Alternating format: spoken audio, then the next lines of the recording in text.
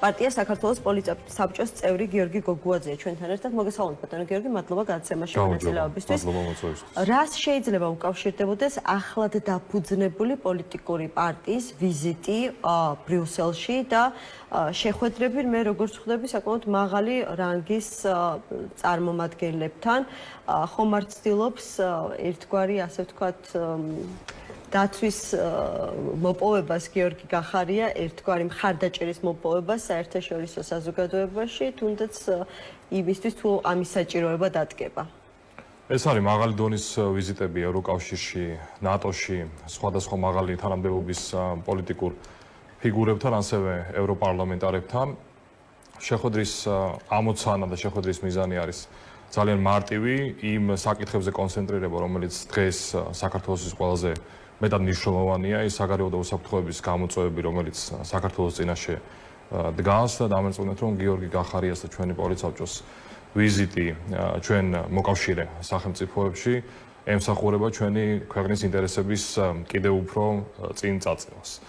პარალელურ რეჟიმში თქვენ იცით, რომ ჩვენ აქტიურ პარტიულ მშენებლობას ვეწებით არა მარტო თბილისში, არამედ რეგიონებში და ჩვენ ახალ გავხსენით ოფისი ბათუმში და შემდეგ უკვე გვაქვს გეგმა ძალიან მალე სხვა დიდ ქალაქებსა და რაიონებში ოფისების გახსნის მიმართულებით და პარალელურად მუშაობთ ბუნებრივია ჩვენ მოკავშირეებთან, რომ გავაცნოთ ჩვენი პოლიტიკური გეგმები, ჩვენი პოლიტიკური ამოცანები და ის დღესასრიგი, რომელიც გვაქვს. ანუ გიორგი გახარია მოკავშირეებს ეძებს ევროპარლამენტარებს შორის. გიორგი გახარია ძალიან ბევრი მოკავშირე ყავს ამერიკის შეერთებული შტატებიდან დაწყებული ბრიუსელით და სხვა გიორგი გახარიას როგორც პრემიერს, გიორგი გახარიას როგორც შინაგან საქმეთა მინისტრს შესაძლებელი ყავდა ასეთი მოკავშირეები. ფიგურას პოლიტიკური კარიერა იძლევა იმ შესაძლებლობას, რომ ესე ვთქვათ ეს პოლიტიკური კაპიტალი დააგროვდეს და დღეს არის ძალიან მარტივი პროცესი, ის პარტიული პროცესი, როდესაც ჩვენ უნდა ვესაუბროთ და გავაცნოთ ჩვენ პარტნიორ სახელმწიფოებს, რომლებიც დამეთანხმებით, რომ ძალიან დიდ ძალისხმევას წევენ ჩვენი ქვეყნის არა მარტო ეკონომიკური, არამედ ადამიანის უფლებისა და დემოკრატიის კუთხით წინ სვლის გზაზე და ბუნებრივია ჩვენ გავაცნოთ ჩვენ ხედავთ. ბატონო გიორგი, თუ გიორგი გახარიას საერთაშორისო პარტნიორების მხრიდან როგორც პრემიერს, ქართული ოცნების ლიდერს ქონდა მხარდაჭერა მათ შორის ამერიკის შეერთებულ შტატებში, ბრიუსელში, ეს არ ნიშნავს იმას, რომ მას როგორც დამოუკიდებელ პოლიტიკურ ფიგურას ქართული ოცნებიდან ძალიან ბევრი კითხვის ნიშნის წამოსულს ასეთივე მხარდაჭერა ექნება ჩვენი სტრატეგიული პარტნიორებისგან. მე ეგრე არ ვფიქრობ და ევროკავშირის ელჩის ბოლო განცხადებაც ამის დასტურია, რომ ჩვენ ფაქტობრივად სულ რამდენიმე კვირის პარტია ვართ, ხო? და პირველი, ასე ვთქვათ, განცხადება ევროკავშირის ელჩის მაღალი დონიდან იყო ის, რომ აი იმ დღის წესრიგს და იმ ამოცანებს, რომელიც ჩვენ გვაქვს, ფაქტობრივად ახალი სიტყვა ეს ჩვენ პოლიტიკურ ველზე და ყველა დაწყებული, ასე ვთქვათ, ქართული ოცნების დღევანდელი ხელისუფლებიდან, ოპოზიციის ნაწილიდან ამას უპირისპირდება და არ ეგუება, ამიტომ მე არ მგონია, რომ ჩვენი დასავლური პარტნიორები განსხვავებულად უყურებენ ამ პროცესს. საინტერესოა იქნება თუ არა დასმული შეკითხვები და რამდენად ამომწურავად უპასუხებს საერთაშორისო პარტნიორების შეკითხვებს გიორგი გახარია ქართული ოცნებიდან წამოსვლის და არა მხოლოდ ქართული ოცნებიდან პრემიერობიდან გადადგომის მიზეზებთან დაკავშირებით. მით უმეტეს, რომ ბოლო პერიოდის განმავლობაში გიორგი გახარიას მისამართით ჩვენ საკმაოდ მძიმე ბრალდებები გვესმის. თუ ვწდები ამ შეფასებაში, კი ბატონო, მე ვფიქრობ, რომ აქ რაღაც ესეთი პასუხები კითხვებზე აღარ არის დამატებით საჭირო, მან ასე ვთქვათ, ბევრჯერ გააკეთა საკუთარ როგორც ყრილობიდან დაწყებული, ასევე მედიასთან შეხვედრით დამთავრებული და სხვადასხვა ეთერით ამ კითხვებს პასუხი გააჩნდა. ერთია, როდესაც მაგალითად 20 ივნისთან დაკავშირებით მედია სვამს შეკითხვებს, მაგრამ მეორეა, როდესაც შენივე ყოფილი თანაგუნდელები ამბობენ, რომ იმდენად ბევრი შეცდომა დაუშვის სხვადასხვა სპეცოპერაციის დაგეგმვისას, რომ უჩნდებათ შეკითხვა, რომ ეს ხომ არ იყო გამიზნულად გაკეთებული და იქნებ არ უნდა მიეცეს შეცდომის კვალიფიკაცია. პირველი დღიდან, როდესაც ჩვენ ყრილობა გავმართეთ, იმ დღიდან დაწყებული ფაქტობრივად ესეთ მინისერიალია დაწყებული ამ კონსპირაციის თეორიებისა და ტყუილების ჩვენი პოლიტიკური გუნდის მიმართ. ეს არის ძალიან მარტივი და ასევე პროგნოზირებადი იყო უბრალოდ ამ მასშტაბს და ამ კონსპირაციის და ამ შეთქმულების თეორიების ამ მასშტაბს, ესე ვთქვათ, არ ველოდით, რაღაც კომიქსსაც კი დაემსგავსა უკვე ეს არათანმიმდევრულობა, რომელსაც ჩვენი გუნდის მისამართით ხედავთ. ჯერ იყო საკითხი, როდესაც ამბოხების და გადატრიალების ბრალდება იყო, ჩვენ მოვითხოვეთ ამაზე გამოძიების დაწყება და ამაზე დუმილია და მე თქვენს რომ ეს იყო უბრალოდ პოლიტიკური შეფასების საერთოდ არანაირი რეაგირება არ მოყოლია პოლიტიკური შეფასების იმდენად არათანმიმდევრული, იმდენად არ არის ლოგიკური ჯაჭვი აგებული ამ პროცესში, რომ სიმართლე გითხრათ სერიოზული რაღაც ანალიზის, სერიოზული კომენტარის გაკეთების აუცილებლობას ამ მიმართულებით ვერ ხედავ. კი ბატონო, მაგრამ ზეგ შეიძლება იყოს სულ სხვა საკითხი, ან ეხლა ჩვენ უნდა ვნახოთ რა არის ამის უკან, ხო? თავარი დღესვე არის ბატონო გიორგი, სულ სხვა საკითხი და გაცილებით უფრო მეტი კონკრეტიკით, ვიდრე ის რაღაცა შეთქმულების თეორიების განვითარება. 20 ივნისის საქმესთან დაკავშირებით, აი პირდაპირ ამბობს ირაკლი კობახიძე, რომელიც არის მართველი პარტიის თავმჯდომარე, რომ გიორგი გახარიას 20 ივნისის შემდეგ ჰქონდა ძალიან მძიმე, ასე ვთქვათ, მდგომარეობა. იყო მოსაზრება, ხო, იყო მოსაზრება. განმარტებას გავაკეთებ უბრალოდ ჩვენი მაყურებლისთვის, რომ იცოდეს რა თან დაკავშირებით გისვამ შეკითხვას, რომ იყო მოსაზრება, რომ უმჯობესი იყო გახარიას დაეტოვებინა თანამდებობა, მაგრამ რატომღაც შეიცვალა ვითარება, გარკვეულმა გარემოებამ შეცვალა ეს ვითარება, რომელზეც ამ ეტაპზე კობახიძე არ საუბრობს, მაგრამ შესაძლებელია ისაუბროს მომავალში. სიმართლე გითხრათ, ჩემ აზრზე დავრჩები ისევ, რომ ამ არათანმიმდევრულობაზე რაღაც ესეთი სერიოზული კომენტარის გაკეთება არ არის მართებული. დღეს ჩვენ რაღაც ციფრულ ტექნოლოგიების სამყაროში ცხოვრობთ, შეუძლია გადაახვიოს ბატონმა კობახიძემ რამდენიმე წლით წინ მისი გაკეთებული განცხადებები ნახოს და შეხედავს იმ ესე ვთქვათ არათანმიმდევრულობას. თუ რა ეხლა დღეს არის კითხვები, კი ბატონო, ჩვენ ამას ყოველთვის ვამბობთ. ყველა საპარლამენტო ჯგუფში, იგივე ოპოზიციის მხრივ არის ბერკეტები, შექმნა საგამოძიებო კომისია. კითხვები აქვს სამართლებრივი, დაიწყონ პროცესი. არ გამორიცხავთ, რომ შესაძლებელია გაჩნდეს ასეთ სამართლებრივი შეკითხვები? ეს თამაში, რომ რაღაც პოლიტიკურ, ესე ვთქვათ, მესიჯს გამოუშვებ და შემდეგ აღარ გაინტერესებს სამართლებრივი ნაწილი, როგორც ამბოხებასთან დაკავშირებით იყო, ხო? ფაქტობრივად გასვარა ტალახში პოლიციელები და თავდაცვის ძალები და ააბრალა ფაქტობრივად მთავარ ინსტიტუტს სახელმწიფოში, რომ ისინი იღებდნენ ამბოხში მონაწილეობას და ამას შემდეგ აღარაფერი აღარ მოყვება. ანუ ამ პოლიტიკურ განცხადებას ნელ-ნელა თავიდანაც უკვე ირონიით და სიცილით უყურებდა ჩვენი საზოგადოება და კიდევ უფრო ეკარგება ამ სერიალს როგორც წონა, სერიოზულობა და მართლა გულწრფელად მჯერა, რომ ამაზე კომენტარი და ამაზე ვთქვათ პასუხი უკვე ზედმეტია, არანაირი თუმცა კონკრეტული შეკითხვა აქვს კობახიძეს და იმ პირობებში, როდესაც გახარიამ კიდევ ერთხელ პოლიტიკური სპეკულაცია, ანუ ეხლა არის პოლიტიკური სპეკულაცია, როდესაც ამბობს, რომ აქვს შეკითხვები თავად სპეცოპერაციის დაგეგმვასთან დაკავშირებით, რომ მხოლოდ გახარია და მისი მოადგილე წყვეტდნენ, როგორ უნდა წარმართულიყო აქციის მონაწილეების დაშლა, რა მეთოდები უნდა გამოყენებულიყო. ძალიან დიდი სპილო იკარგება ოთახში. მე არ მდგარ ჭიქით გავრილოვის გვერდით, ბატონი კობახიძე იდგა და ასევე მის კამში იჯდა გავრილოვი, რომელსაც მოყვა ეს პროცესი.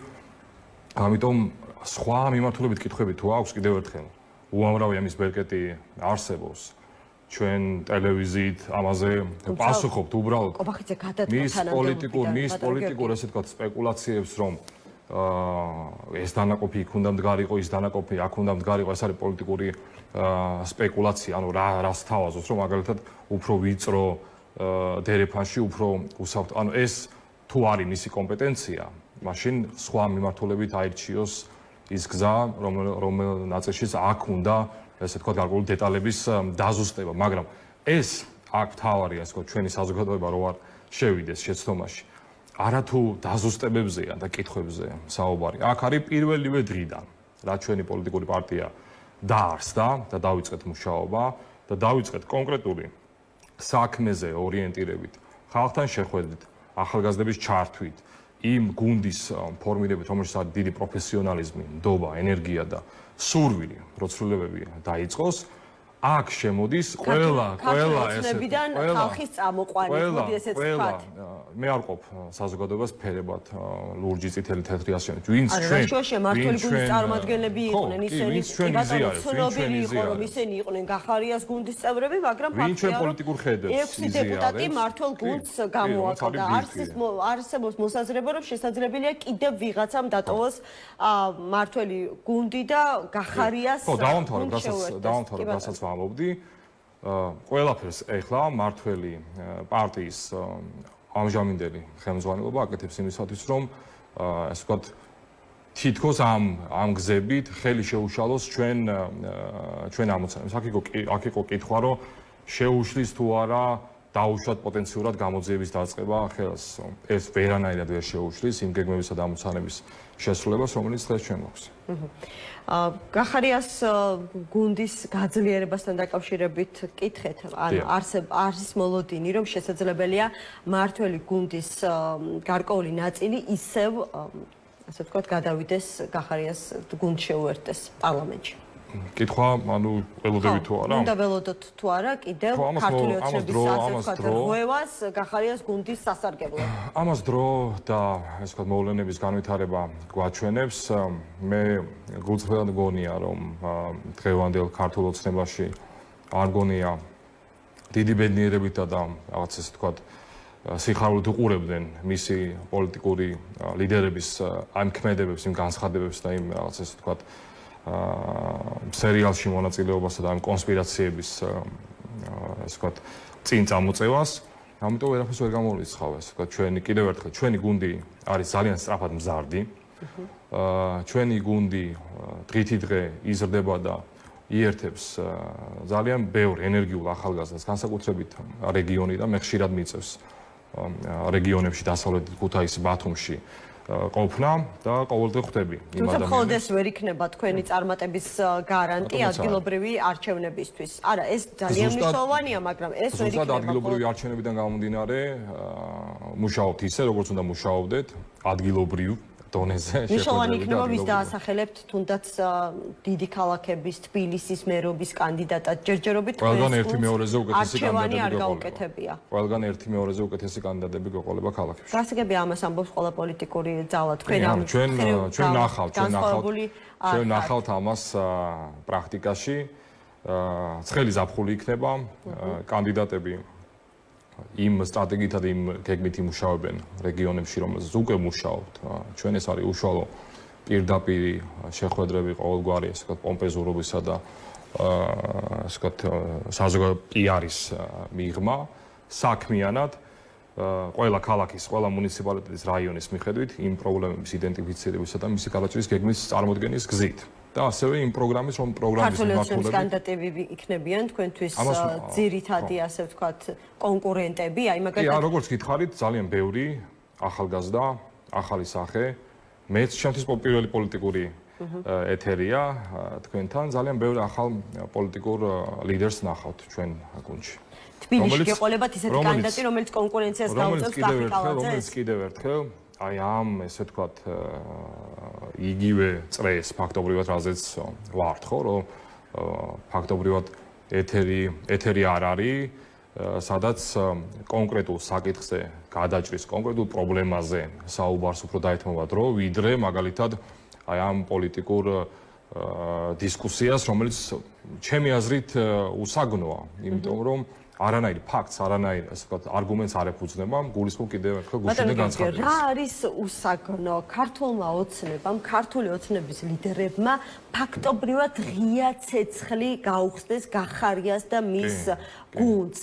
თქვენ უნდა უსაგნო. გქონდეთ, თქვენ უსაგნო. უნდა გქონდეთ, ვერ ვიტყოდი, ან კონკრეტულ საკითხებზე საუბრობს კობახიძე ამბობს, რომ 20 ივნისი ბასიანის სპეცოპერაცია, პანკისის სპეცოპერაცია, ყველა ამ შემთხვევაში სვანეთის სპეცოპერაცია, ყველა ამ შემთხვევაში გიორგი გახარიამ დაუშვა ძალიან ბევრი შეცდომა და მას უკვე აი ამ მე არ მომისვენია სიმართლე გითხრათ, ყოველ შემთხვევაში ჩემი კარიერიდან გამომდინარე კობახიძის რაღაც უსაფრთხოების ექსპერტის მიმართულებით არ მინახავს, ანუ ეს ტაქტიკური დაგეგმარების და მისი მართვის გამოცდებას არ ვიცნობ. ამიტომ კიდევ ერთხელ, თუ მას ეს კომპეტენცია აქვს და თუ მას ესე ვთქვათ არგუმენტი გააჩნია და კიდევ ერთხელ უნდა გადაახვიოს ოდნავ უკან მის ესე ვთქვათ განცხადებები ნახოს და თუ კი მაინც ვერ დაინახავს იმ არათანმიმდევრულობას, რომელიც მის განცხადებებში ჩანს,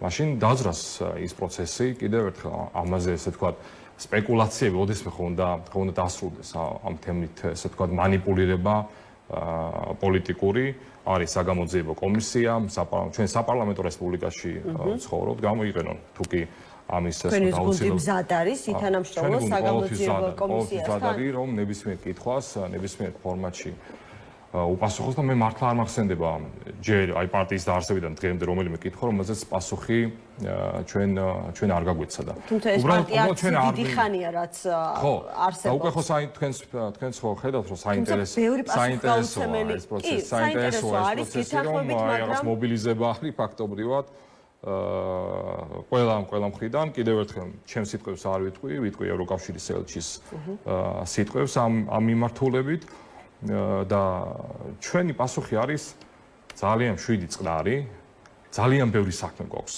მართლა და აი ამ ესე ვთქვათ სერიალში მონაწილეობისთვის არც დრო გვაქვს, არც სურვილი და თუ კი რაიმე სერიოზული მიმართულებით წავა წინ კიდევ პროცესი, ბუნებრივია ჩვენ ყველა ესე ვთქვათ კითხვისთვის მზადა ვართ და ნებისმიერ ფორმატში ამაზე ვისაუბრებთ. მადლობა გადაცემაში მონაწილეობისთვის. გიორგი გოგუაძე, პარტია საქართველოსთვის პოლიტსაბჭოს წევრი იყო ჩვენი გადაცემის სტუმარი.